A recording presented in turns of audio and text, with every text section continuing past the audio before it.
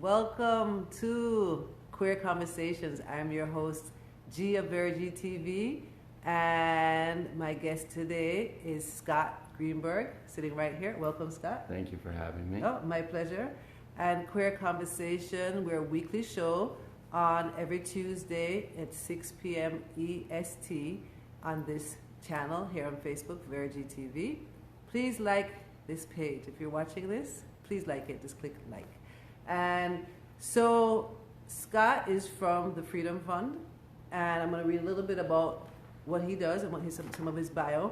And he's executive director of the Freedom Fund and serves full-time to oversee its operations. And we're going to hear from Scott what is the Freedom Fund. He's a co-founder of the Connecticut Bail Fund, which recently saw its state legislature pass a bill prohibiting bond in the vast majority of misdemeanor cases, which is great. He worked as a program manager at Transitions Clinic at the Yale School of Medicine, the first primary care clinic established to solely serve those coming home from prison and jail. He studied the intersection of mass incarceration and health. Hello, thank you so much for joining. His writing has been published in outlets such as the Wall Street Journal, Newsday, Health Affairs, and the Village Voice. He also worked as a research associate at the Brennan Center for Justice at NYU Law. That's a lot. Great work. Yeah, mouthful. Yeah, I love it. So first, tell the people here, what is the Freedom Fund? So the Freedom Fund is a NGO. It's a nonprofit, and what we do is we post bond bail for LGBT folks who can't afford their bond amounts.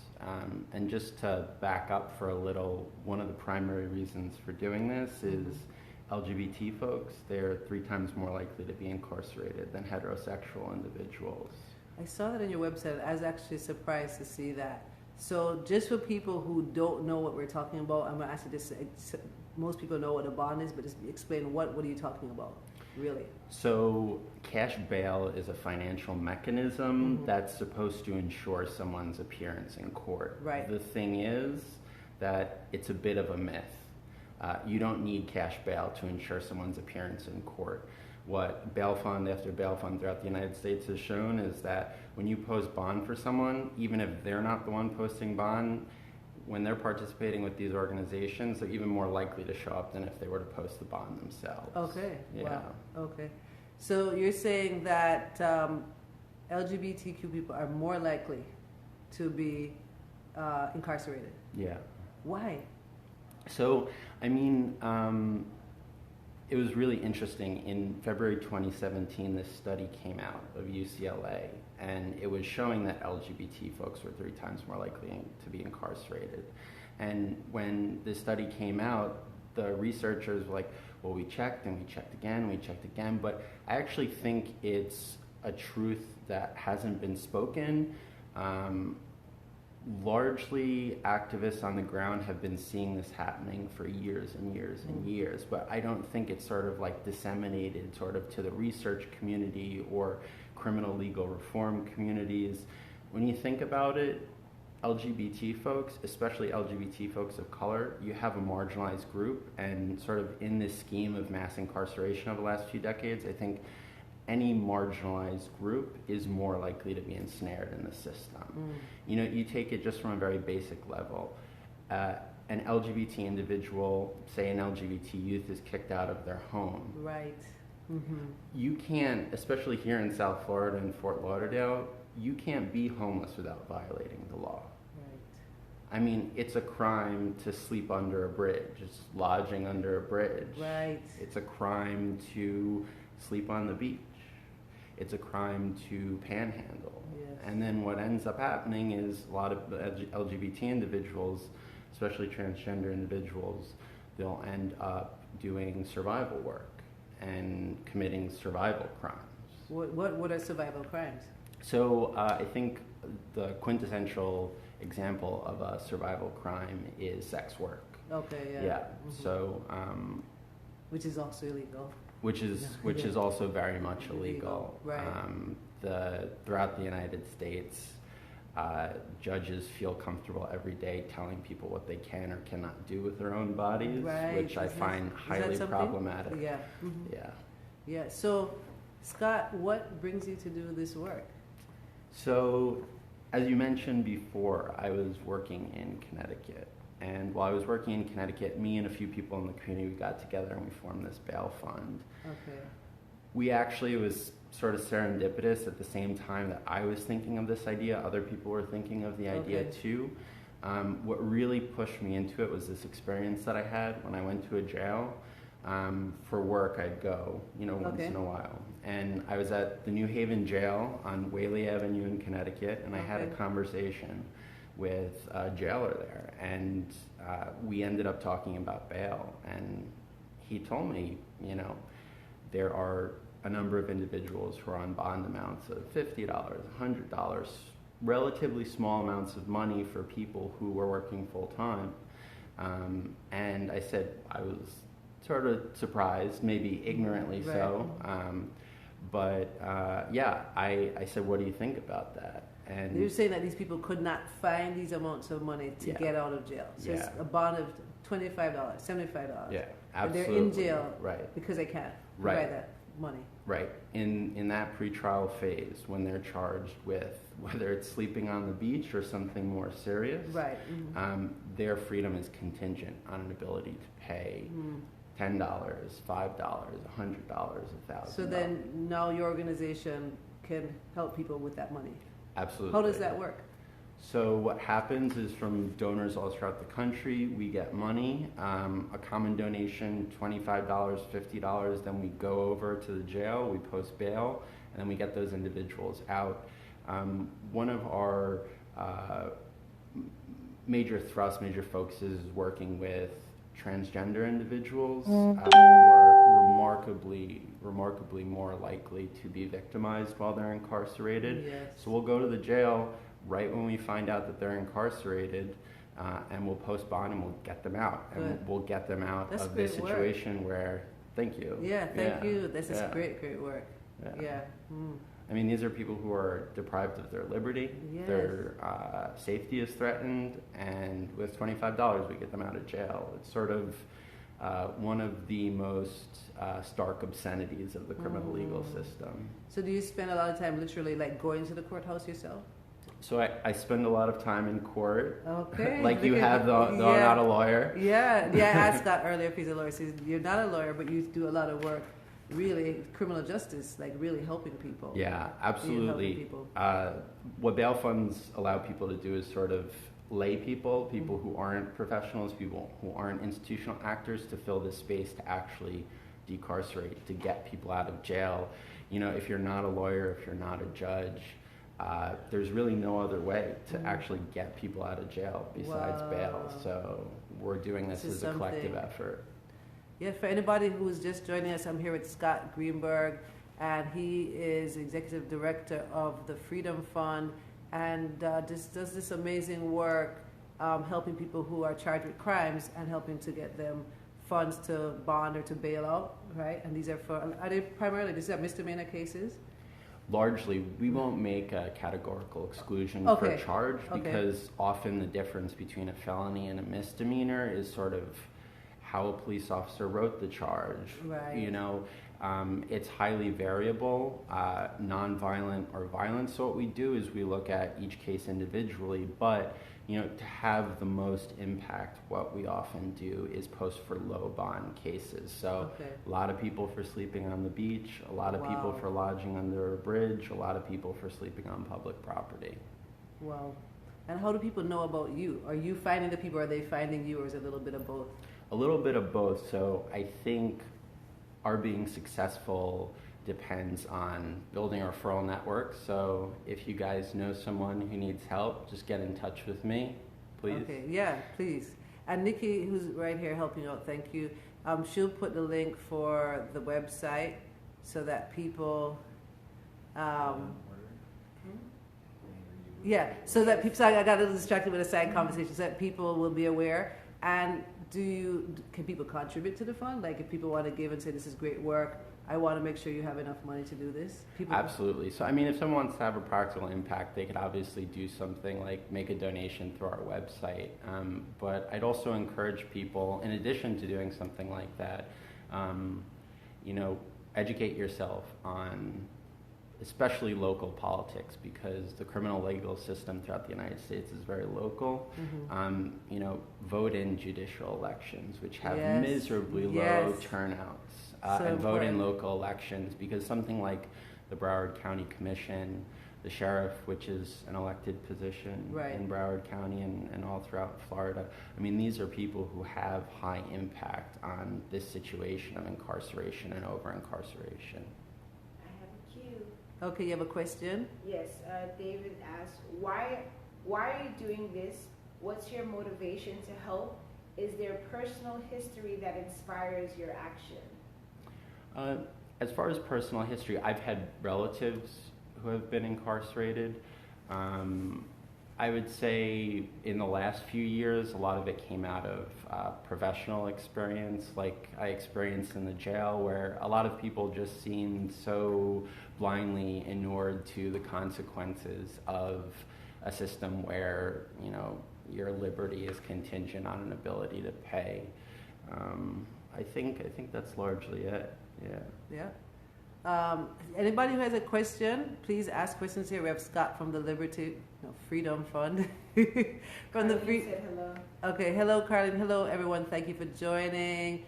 And so we have this conversation about pretty much there's something that a lot of people aren't aware of, that LGBTQ people are disproportionately incarcerated. It's something people are not so much aware of. And so you're saying a lot of the crimes are surrounding crimes. Yeah, so-called so-called crimes. Crimes without victims. Makes the usage feel uncomfortable. Yeah. So is that primarily what you're seeing? Are these charges surrounding people who are perhaps experiencing homelessness? So just the way that bail works, often what we have is low-level charges are accompanied by small bond amounts, small bail amounts. So just to maximize our impact, we'll largely focus on these victimless crimes. Okay. But what you also find is that lots of individuals who are ensnared in this system of mass incarceration around the country, it's the result of over-policing, broad laws, lots of discretion by police, whether they're going to arrest someone for a trespassing charge. Mm-hmm. I mean, I have yet to figure out what trespassing is, because, it could be as simple as walking while trans or walking while black or brown. So yeah, those low-level offenses, I think you often find sort of this broad room for biases and racism and homophobia to seep in. Yes. I see we have a comment here from Sonia. Hey, thanks for joining. Thanks everyone for joining.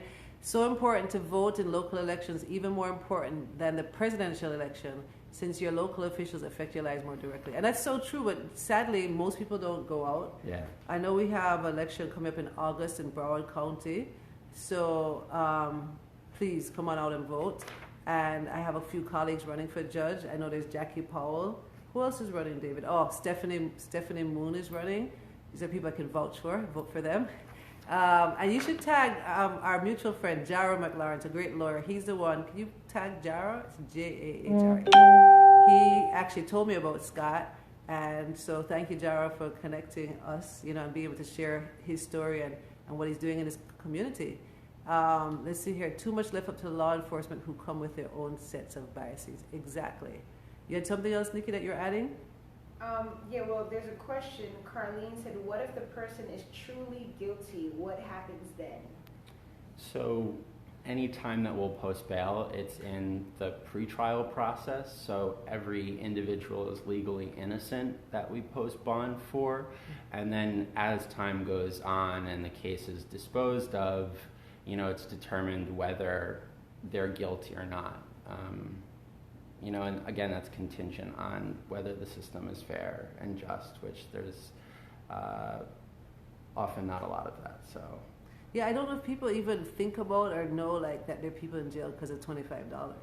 Yeah. And I know there's this very this case in New York that became very popular. The young man was in jail, maybe a $2,500 bond, and he ended up committing suicide. Right. I can't remember his name right now. Khalif? I think yes. And I mean, that's much more significant, $2,500, but he was in for maybe over a year, you know, but here's $25. Hey, Jody, and thanks for joining. So everybody joining right now, we're here with Scott Greenberg. He's from the Freedom Fund. I want to say Liberty Fund. I don't know what that is. The Freedom Fund, doing great work in our community and in helping people get out of jail who should not even be, to me, I'm going to say, should not even be arrested in the first place. So how do people, so one thing that you're saying people can do, vote and vote for, it's hard for people to know who to vote for in judicial races. Right. You know, that's a challenge. I mean, I like just mentioned some people, but people have to probably do their own due diligence. Yeah. And I know some bar associations also share. And who else should people be aware of to vote for? In terms of to impact like decisions like this, like why do we even have these laws and that are like you say, someone can get arrested for sleeping under a bridge. Right. How do we change that? Right. It's an interesting question. I mean, like one of your viewers pointed out, and it was a spot on point, it's that this stuff generally is not national, that the U.S. Congress can't really pass laws that are going to overwhelmingly impact what's going on in Broward County or Nassau County. Right.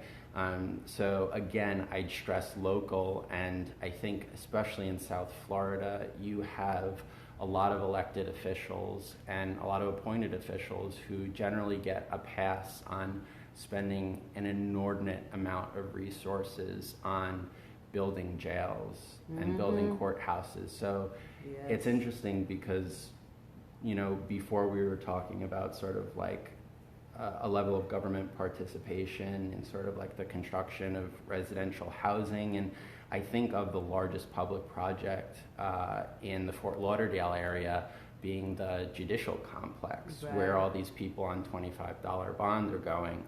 That was a $350 million building. Wow. And then on top of the $350 million that they spent to build this huge, beautiful glass building, 1 out of every 4 county tax dollars is given to jail people. 1 out of every 4, that's 25% of the county budget. And that really comes down to what the county commission is voting on, what the sheriff is asking for. Right. So again, it's very local. Very local. Please vote in August, and I know then again in November. David, you have a question. What's your question from our studio audience? Well, I don't know if it's even a question, but I just wanted to ask this. So you talk about the county. The county is a minority county, but yet 7 of the 9 commissioners are majority. So that's one issue. Are we talking racial disparities? Yes. Okay. Yes. Yeah, well, if you want to talk gender, LGBT, then it's what, 0 of 9. Yeah. So no, I think there's an LGBT person on the commission. Nope. No? Nope. Maybe he left then. There was definitely. Well, not that I'm aware of. The mayor of Fort Lauderdale. Mayor of Fort Lauderdale. That's Ken, he left the commission? I believe. Okay, so I don't know. I'm not completely current. I don't want to out somebody who's. But the interesting is the mayor of the city of Fort Lauderdale. Right, city of Fort Lauderdale. I see that. That's a very different situation. From the county commission. He's only been there for 2 months. Right. But, so again, if the numbers are that we have this minority majority, but yet we don't have the representation politically, how do we affect the change? Like, even we talk about the sheriff and, you know, the different parts of any part of the policing of where we are. Like, if the police force is a majority, you know, not who is the population, then if it is that people are going to arrest people that are not like them or not, then we're going to continue to have the same disparities. So I don't know if there's anything other than electing the right people to make the change. And how is there even people running for this? I also wonder, and I'm going to let you jump in, of course, but how much people are even aware of this, you know? So, like, this is something that I think lots of time we're thinking mostly about, you know, we want our kids to go to good schools, or we want to make enough money to pay our bills, or we want to go on vacation, and we want to make sure that we're safe, and we go to the doctor, but are people thinking about these concerns, unless it directly impacts them? I think it's very important to see, like, it impacts all of us. you know. So I'll let you address David's concern there. Is the lighting okay over here? Because it looks a little cloudy here, but it looks good over there. Good, good. Okay. Yeah, I mean, I think a lot of people have been disaffected from the electoral process. I think that's a part of it, but sort of like just a general loss of outrage about what's happening in the country, that so many people are inured to this reality that, you know, what's going on the border now and the separation of families, that's been happening every single day when you're looking at the criminal legal system. So, Yeah, you know, that's a good I point, think if communities were mounting the same level of outrage, and there are a lot of people who are doing great work as activists, but I think if more and more people express the outrage that they're expressing over what's happening on the border now, you'd see that this system that has been built over the last few decades wouldn't be tenable, because I hope that what's going on the border now is not tenable. And I sort of have the same hopes for incarceration and over-incarceration. And you think it's going to change? I think things will get better. That said, and maybe I'm a little bit of a skeptic or a pessimist, but lots of these things are cyclical.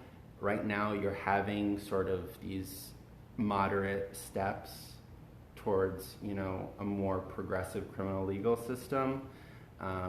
But, you know, crime is at an all-time low, and the country hasn't been exactly here before, but in the 1960s there was a big push towards reform of the criminal legal system, towards a reform of the bail system. There was a huge push. I think it was one of the individuals spearheading it was Bobby Kennedy. Okay. So I don't know what's going to happen. I hope it doesn't happen like it happened before.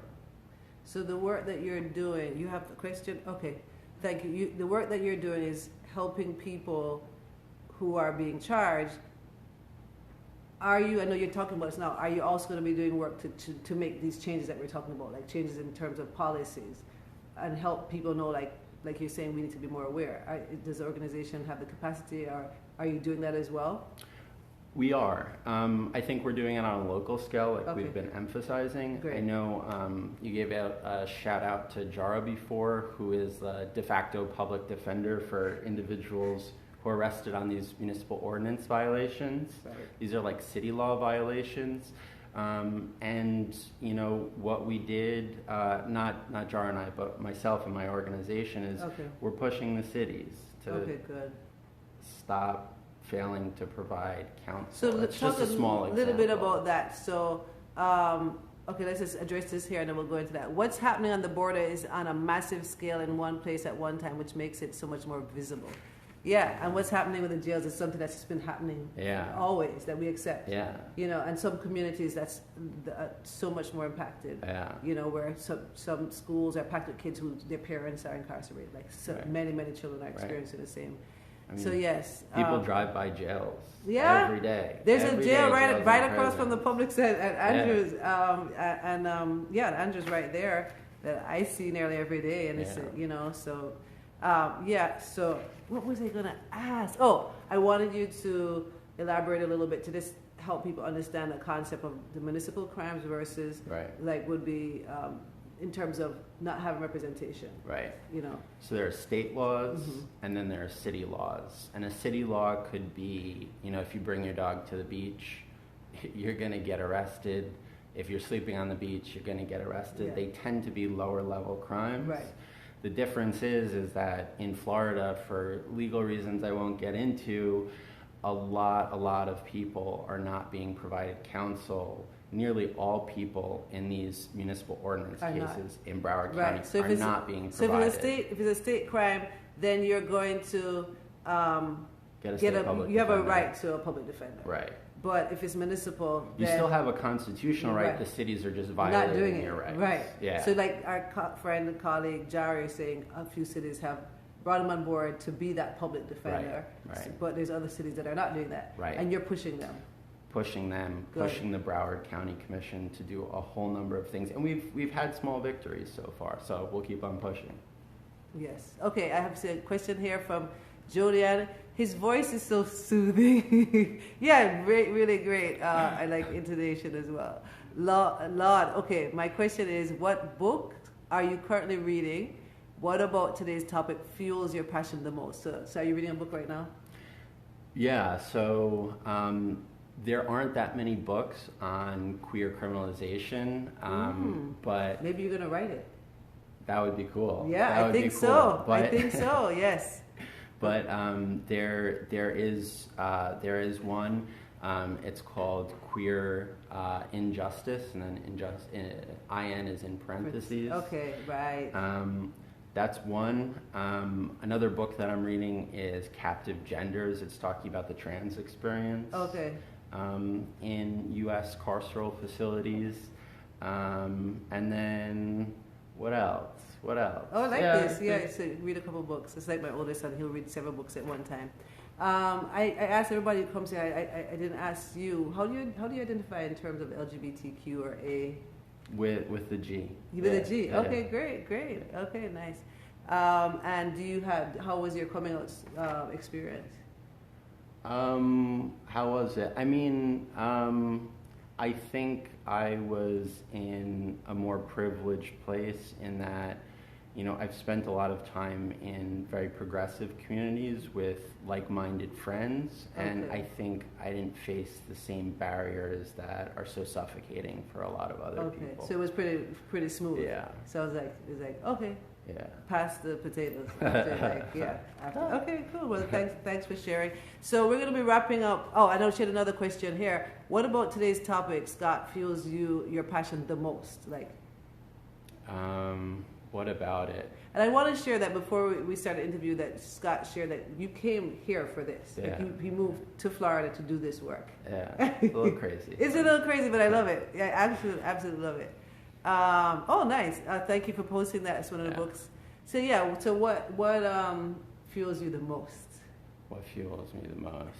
I think it's like a basic sense inside of me of injustice and sort of how extravagantly brutal the injustices are in this country and all the collateral consequences.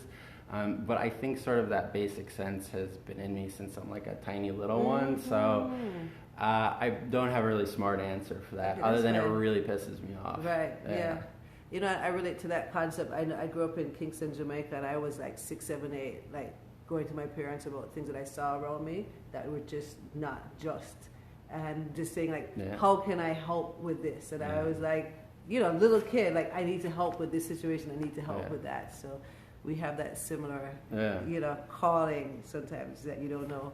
You can't resist it, right? You can't. So so I want people to spend some time going to that link. Are you on Facebook as well, or is we have a Facebook page that we've been neglecting. So show it some love. Yeah, show the face. So is a Facebook page the LGBTQ Fund, or what is it? Or Freedom Fund? Yeah, I think it's under LGBTQ Freedom Fund. So I think if you search that, people will find it. And I know Nikki Lopez Creative here will find it pretty quickly and put it up. So so in closing, is there anything that you'd want the public to do? So as I say, go to the website. If you can contribute. Spread the word. If you know somebody who's maybe charged, to let them know. Right, yeah. Yeah. Anything else that you'd want people to do? Yeah, besides letting us know if people need help. I mean, I would just say read up on some of these issues related to queer criminalization, because people in the criminal legal community, reformers, or people in the LGBT community, just in terms of popular discourse, it's pretty much not there. So I think any education on it is like a huge step in the right direction. Okay, great. And how are we doing on time? I think we're probably wrapping up now. Yeah. Okay, well, you do the QQ? Okay, I'll do the QQ. I have something called, Queer Conversation, closing questions. And I'll thank everybody for joining us, watching Queer Conversations on Verity TV. Please like the page every Tuesday at 6 p.m. EST right here on Facebook. And the guest today, Scott Greenberg, doing great work in the community. I'm grateful for this information. I wasn't aware of a lot of it, and I'm sure lots of people weren't, so you bring a great awareness to our community. And Queer Conversation, closing question, what makes you laugh? What makes me laugh? Oh man, I have like a real sick sense of humor. Oh. So just a lot of the stuff that I see on a day-to-day basis, I think that's the way that I cope with it. Okay. So kind of like they say, like dark humor in some ways, maybe. Yeah. Okay. What else is it? Okay, so what's sexy to you? What's sexy? Oh man. I don't know off from this topic. Like, free the people from jail. What's sexy? Incarceration is not That's sexy. sexy. So that's not sexy. What's sexy? Barack Obama was. Okay, Yeah. I like that. Barack Obama. Yeah, you have a lot of people agree with you. Yeah. Yeah. And then my final one is, what's so great about being, I guess, a G in LGBTQ? Yeah, I think it has put me in a place in life where you start to examine everything else and everything else that people are going through and experiencing. I think it makes you a better person. Wonderful. Yeah. Well, thank you so much for joining me. Yeah, thank you. Great to have you. Thank you. Thanks for joining us. See you next week, everyone. I can never press.